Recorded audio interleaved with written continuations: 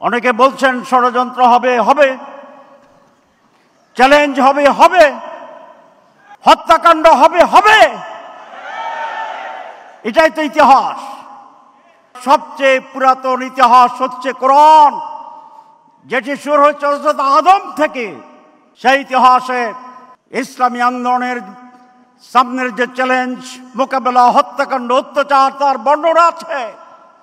কিন্তু মুসলমানরা থেমে যায় নাই। 15 বছরে আমরা থেমে যাইনি, আমরা ইনশাআল্লাহ থেমে যাব না। ইসলামী বিপ্লবের পরেও আমরা থেমে যাব না।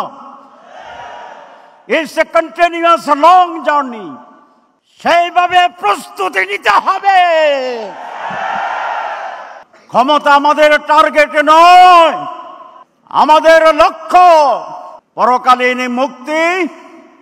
আর এই দুনিয়ায় বিশেষ করে বাংলাদেশকে এমন একটি দেশে রূপান্তরিত করা, একটি আদর্শ প্রতিষ্ঠা করা, আদর্শ সমাজ প্রতিষ্ঠা করা, আদর্শ সরকার প্রতিষ্ঠা করা, আদর্শ শিক্ষা প্রতিষ্ঠা করা, যেখানে একটি সার্বিক মুক্তি মিলবে।